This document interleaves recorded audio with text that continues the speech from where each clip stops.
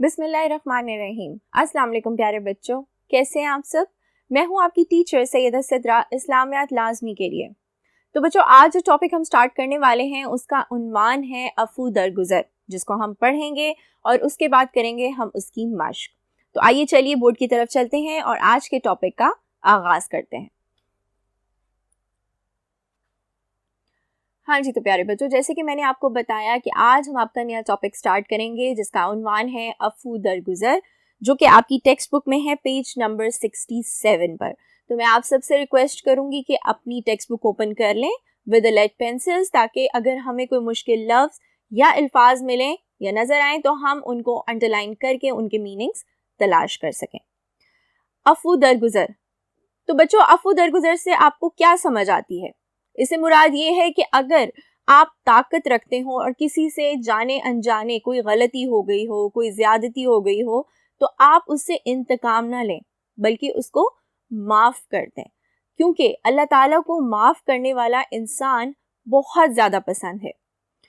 بسم اللہ کرتے ہیں جی۔ عفو درگزر، عفو کے معنی معاف کرنا اور درگزر کے معنی نظر انداز کرنے کے ہیں۔ عفو درگزر سے مراد دوسروں کی غلطی، زیادتی یا برائی کے بدلے میں طاقت و قدرت رکھنے کے باوجود انتقام نہ لینا اور درگزر کرتے ہوئے معاف کر دینا۔ جیسے کہ میں نے آپ کو بتایا کہ اگر ہم اگلے شخص کو سزا دے بھی سکتے ہیں لیکن پھر بھی ہم اس کو سزا نہ دیں اور اللہ کے واسطے اس کو معاف کر دیں۔ قرآن مجید ہمیں معاف کرنے اور درگزر کرنے کی تعلیم دیتا ہے۔ خود اللہ کے صفاتی ناموں میں 2 نام غفار اور غفور کے ہیں، جن کے معنی ہے کہ سب سے زیادہ معاف کرنے والا۔ اگر ہم کسی کو معاف کریں گے تو اللہ بھی ہمیں معاف کرے گا، جیسا کہ اللہ تعالیٰ فرماتا ہے، اور لوگوں کو چاہیے کہ معاف کر دیں اور درگزر کریں۔ کیا تم پسند نہیں کرتے کہ اللہ تمہیں بھی معاف کر دے؟ اللہ بڑا بخشنے والا اور نہایت رحم کرنے والا ہے۔ روزمرہ زندگی میں ہم روزانہ بے شمار غلطیاں اور گناہ کرتے ہیں، لیکن اللہ تعالیٰ ہمیں فوری سزا نہیں دیتا۔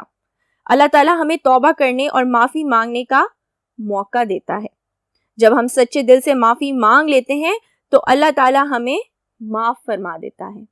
اب ہم یہ کیسے کہہ سکتے ہیں کہ ہم سارے دن میں کوئی ایسا کام یعنی کوئی ایسی غلطی نہیں کرتے جس کی ہمیں اللہ تعالیٰ سے معافی نہ مانگنی پڑے، لیکن پھر بھی اللہ تعالیٰ ہمیں اس کی سزا فوراً نہیں دیتا۔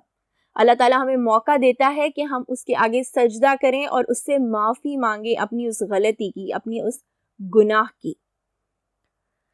اگر اللہ تعالیٰ ہمیں معاف نہ کریں تو ہم عذاب اور برے انجام سے نہیں بچ سکتے۔ حقیقت یہ ہے کہ اسی صفت کی بدولت اس دنیا کا نظام قائم و دائم ہے۔ اگر لوگ چھوٹی چھوٹی غلطیوں پر سزا دینے لگیں تو یہ زندگی مشکل ہو جائے اور انتقام در انتقام کا ایک نہ ختم ہونے والا سلسلہ چل پڑے۔ لیکن اس کے برعکس عفو درگزر کشادہ دلی کا باعث ہوتا ہے۔ دوسرے کے دل میں احترام، احساس شرمندگی اور آئندہ غلطیوں سے اجتناب کرنے کا جذبہ پیدا ہوتا ہے۔ اب اگر کوئی غلطی کرے گا، بھلے ہی جان بوجھ کے یا جانے انجانے میں، تو اگر آپ اس سے انتقام لیں گے، اگر آپ اس کو سزا دیں گے تو اس کے دل میں آئے گا کہ اگر اس نے مجھے ڈانٹا ہے، اس نے مجھ سے انتقام لیا ہے، تو میں دوبارہ وہ چیز ریپیٹ کروں گا یا کروں گی۔ لیکن اگر آپ اس کو معاف کر دیں گے تو اس کے دل میں احساس شرمندگی پیدا ہوگی اور وہ کوشش کرے گا کہ وہ حرکت دوبارہ نہ کرے۔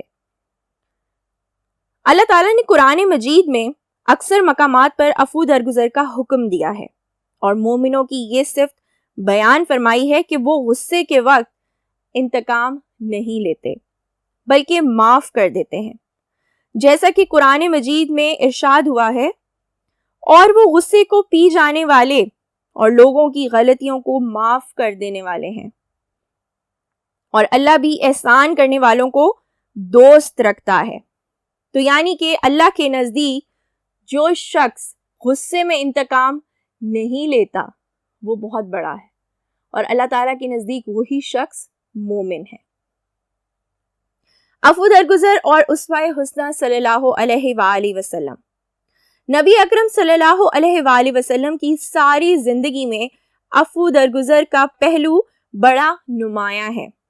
آپ صلی اللہ علیہ وآلہ وسلم اپنے بدترین دشمنوں کو بھی قدرت و طاقت کے باوجود معاف کر دیتے تھے. آپ صلی اللہ علیہ وآلہ وسلم کی حیات مبارکہ عفو درگزر کی مثالوں سے بھری ہوئی ہے. اب ہمارے پیارے نبی پر کفار مکہ یا مشرکین نے کتنے ظلم ڈھائے.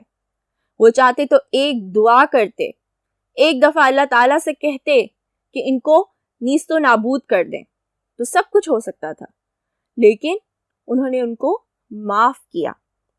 جب نبی اکرم صلی اللہ علیہ وآلہ وسلم نے مکہ کے لوگوں کو دعوت اسلام دی تو مکہ کے کافر اور مشرک آپ صلی اللہ علیہ وآلہ وسلم کے سخت خلاف ہو گئے, اور انہوں نے مختلف طریقوں سے آپ صلی اللہ علیہ وآلہ وسلم کو ذہنی اور جسمانی تکالیف دینی شروع کی. آپ صلی اللہ علیہ وآلہ وسلم کے ساتھ بدزبانی کرتے, آپ صلی اللہ علیہ وآلہ وسلم کو دیوانہ, مجنوں اور جادوگر کہتے. جب آپ صلی اللہ علیہ وآلہ وسلم قرآن مجید کی تلاوت کرتے تو شور مچانے لگتے تاکہ لوگ سن نہ سکیں. آپ صلی اللہ علیہ وآلہ وسلم کے راستے میں کانٹے بچھا دیتے. آپ صلی اللہ علیہ وآلہ وسلم پر کوڑا کرکٹ پھینکتے. لیکن آپ صلی اللہ علیہ وآلہ وسلم نے ان کے لیے کبھی بد دعا نہ کی, بلکہ ان کی ہدایت کے لیے دعا فرمائی.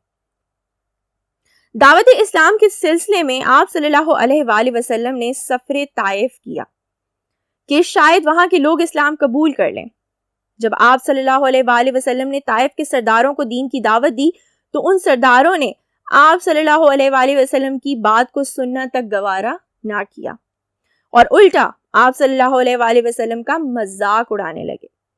جب آپ صلی اللہ علیہ وآلہ وسلم نے واپسی کا ارادہ کیا تو ان سرداروں نے چند شرارتی اور اوباش لڑکوں کو آپ صلی اللہ علیہ وآلہ وسلم کے پیچھے لگا دیا تاکہ وہ آپ صلی اللہ علیہ وآلہ وسلم کو تنگ کر سکیں.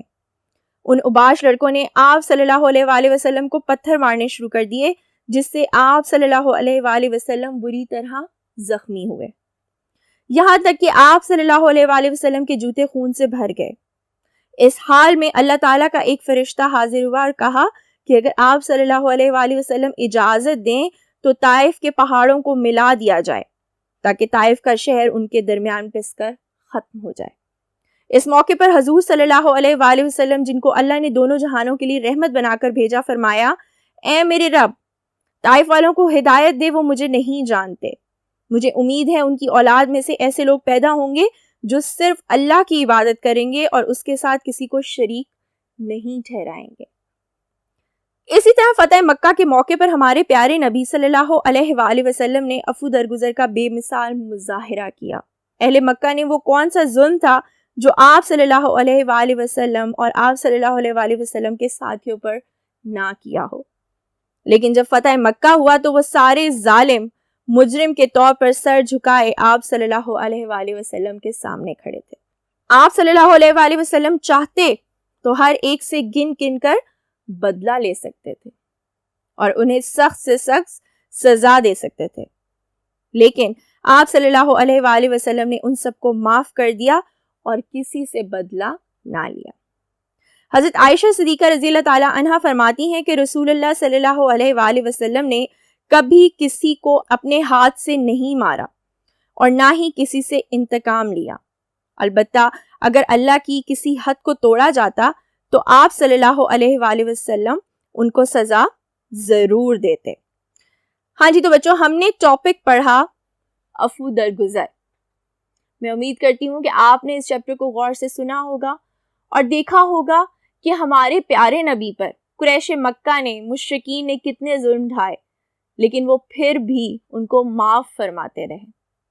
تو اس لیے اپنی لائف میں بھی, اپنی زندگی میں بھی عفو درگزر شامل کریں, لوگوں کو معاف کرنا سیکھیں. کوشش کریں اگر کسی سے جانے انجانے کوئی غلطی ہو جاتی ہے تو انتقام نہ لیں, بلکہ ان کو معاف کریں اللہ کے لیے, کیونکہ اللہ اس کا بدلہ آپ کو ضرور دے گا, اس جہان میں بھی اور اگلے جہان میں بھی. چلیے بچوں, اگلے بورڈ کی طرف بڑھتے ہیں اور آج کے اس چیپٹر کی مشق سٹارٹ کرتے ہیں. ہاں جی تو بچوں جیسے کہ میں نے آپ کو بتایا اب ہم کریں گے اس کی مشق جس میں ہم کریں گے 2 سوالات. سوال نمبر 1 ہوگا ہمارا جی خالی جگہ کو پر کیجئے اور سوال نمبر 2 ہوگا ہمارا درست جواب پر دائرہ لگانا. تو پہلے دیکھتے ہیں ہم سوال نمبر 1 جو کہ ہے خالی جگہ کو پر کیجئے. نمبر 1 ہے جی کہ قرآن مجید ہمیں معاف کرنے اور ڈیش کی تعلیم دیتا ہے. تو قرآن مجید ہمیں کس کس چیز کی تعلیم دیتا ہے؟ وہ دیتا ہے ہمیں معاف کرنے اور درگزر کرنے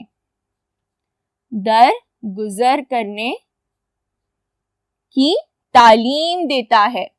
پھر ہے جی نمبر 2 عفو درگزر ڈیش کا باعث بنتی ہے. عفو درگزر سے کیا ہوتا ہے؟ آپ کا دل کشادہ ہوتا ہے. تو عفو درگزر کشادہ دلی کس چیز کی؟ کشادہ دلی کا باعث بنتا ہے.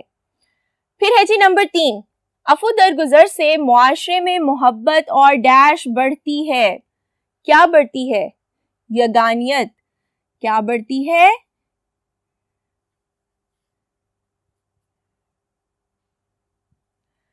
پھر ہے جی نمبر 4 رسول اللہ صلی اللہ علیہ وآلہ وسلم کی زندگی عفو درگزر کی بہترین ڈیش ہے.